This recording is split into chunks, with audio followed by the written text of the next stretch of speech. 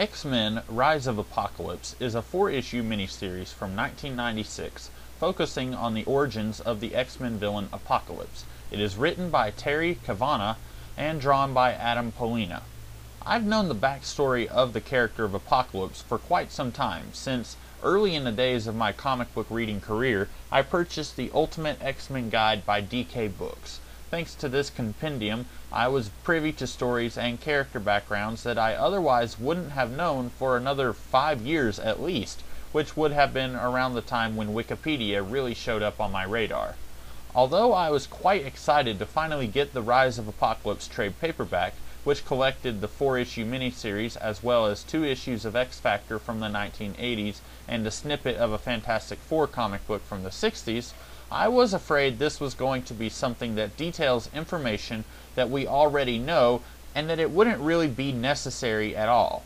And it's certainly true, if you read this book now, you might not get as much out of it as you might have if you were reading it in 1996.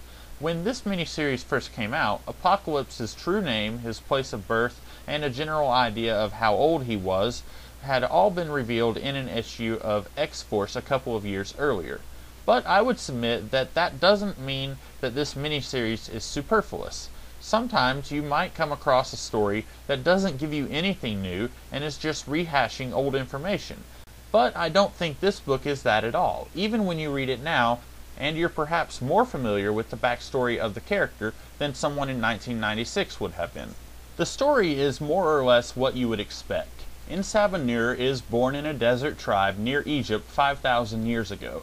A second tribe, more warlike than the first tribe, comes and annihilates the entire tribe, except for baby Insabanur, who is left to die away from the tribe he was born in. 20 years pass, and we find out that Insabanur is mocked and despised by everyone else in his tribe, except for the leader of the tribe, his adopted father, Baal. We also see that Insabanur is strong enough to kill 3 armed men as part of a rite of passage into manhood. In a way, this both addresses a problem I have with Apocalypse and also prolongs this problem.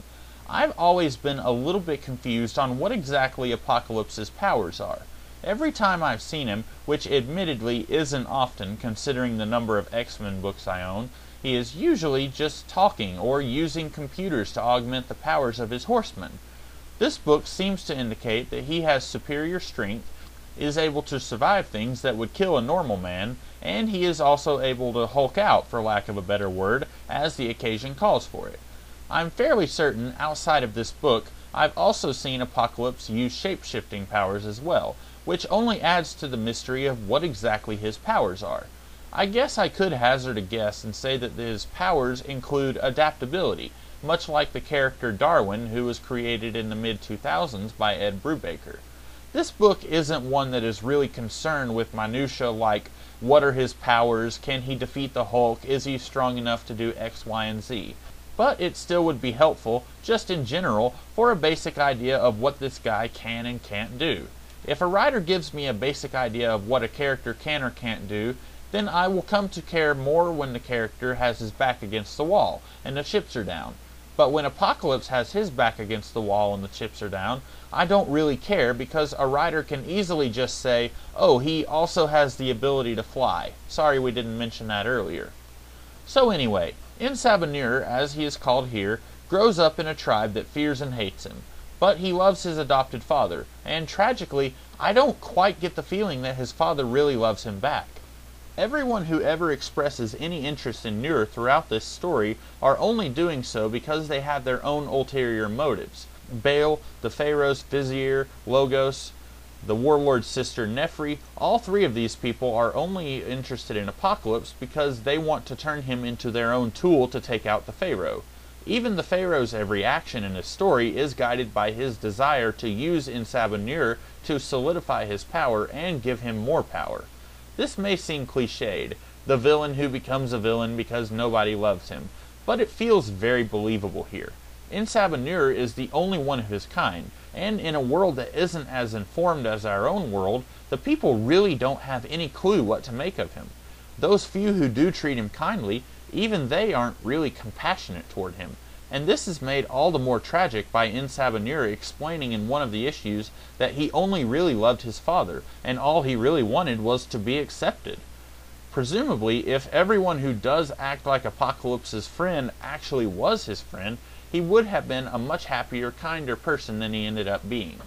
And so, it's much more believable that he would become the vile monster that he does, because the conditions are much worse here than they are for any other mutant supervillain that we've seen whose story takes place much closer to the present day.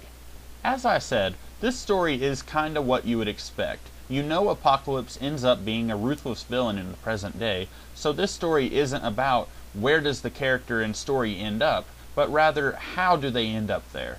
And those stories can be very engaging, and this one is. Those who are interested in seeing little connections between characters in various titles across a comic book universe like the Marvel Universe will be happy to see that this story does have a couple of very neat connections to unexpected comics and characters, and it doesn't feel forced at all like you might expect. Beyond that, I'm not sure if there's much more I can say about this book. It does a great job of moving the protagonist from point A to point B in a believable fashion. It makes me care about the protagonist, even though I know what kind of monster he will become later on, and it takes a few twists and turns that makes you sit up and take notice, unlike something else that might try to be a little more pedestrian with the same material. I would definitely give Rise of Apocalypse a look if you are interested in the character or in ancillary X-Men books in general.